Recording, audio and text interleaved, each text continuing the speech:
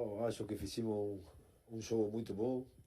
Do início, eles subiram muito a linha e custava sair, mas depois começamos a encontrar o espaço, a gente de ataque que estava liberada e bueno, a verdade é que lembro que só o tiro fora da área, ¿no? Que foi a mano do Chino, depois não sofrimos, mas liberta e sempre tem essa sensação que quer matar o jogo. O torcedor, acho que está iludido, sobre todo, aparte por estar en una instancia que ainda no nos damos cuenta de lo que estamos haciendo y de dónde estamos, ¿no? Porque acontece todo muy rápido, tienen que disfrutar. Hoy, a mañana por la tarde, ya estamos nuevamente dando entreno para preparar el juego de sábado, pero el grupo merece, por lo menos hoy, hasta el próximo entreno, disfrutar, porque están haciendo grande esfuerzo y jogando bien a bola, né? Muito bem, olha só o Ener Valencia, hein? 4 jogos, 4 gols. Jogos pela Libertadores. Aliás, pelo Brasileiro não tem gol do Valencia, só pela Libertadores mesmo. E esse só entre aspas, hein? Chutes por jogo, ele é o primeiro. Chutes certos por jogo, ele é o primeiro. Chutes até marcar, ele é o terceiro. Minutos até marcar, ele é o primeiro. Ações na área rival, ele é o primeiro. 3-0 para o Inter no agregado contra o Bolívar, os 3 gols do Valencia. E teve aquele gol importantíssimo contra o River Plate, é bom sempre a gente lembrar, lá na Argentina, na derrota por 2-1, o gol foi dele.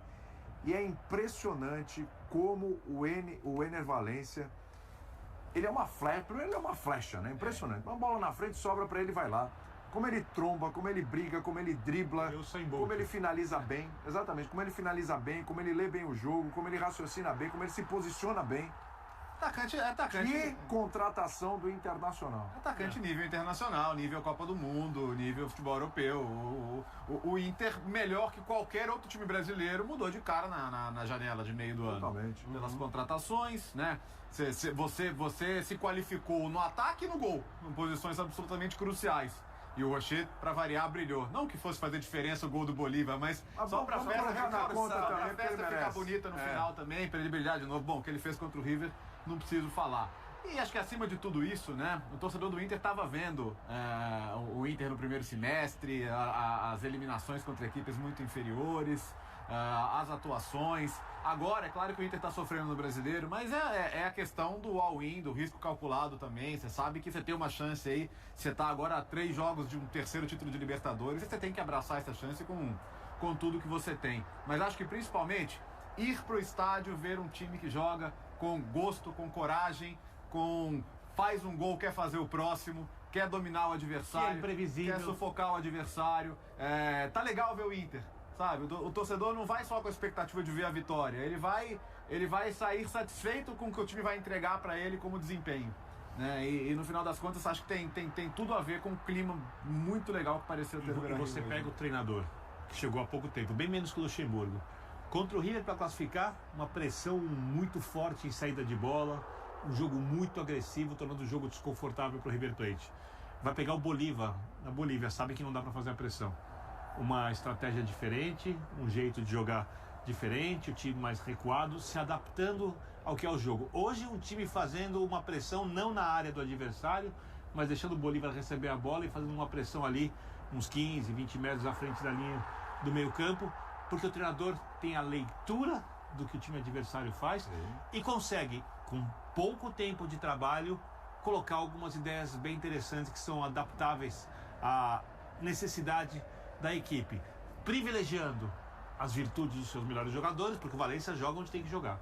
A partir do Wanderson hoje... Lembrando que antes da troca de técnico não vinha jogando onde devia jogar. Aliás, bizonhamente vinha jogando de lado. Aberto. Com o Wanderson jogando muito hoje.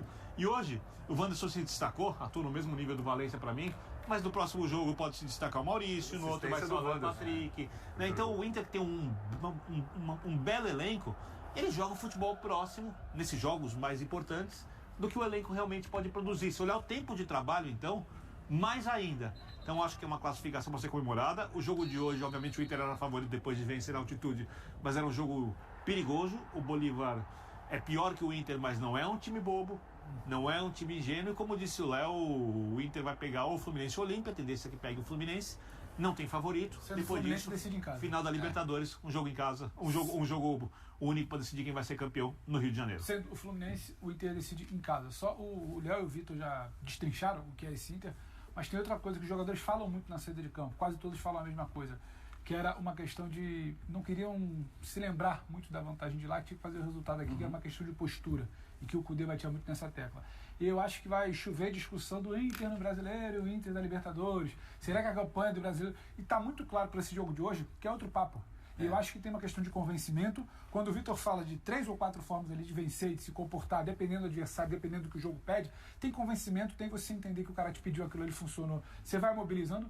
É um Inter que, para mim, talvez tenha tido os 2 principais desafios do ponto de vista do que se esperar.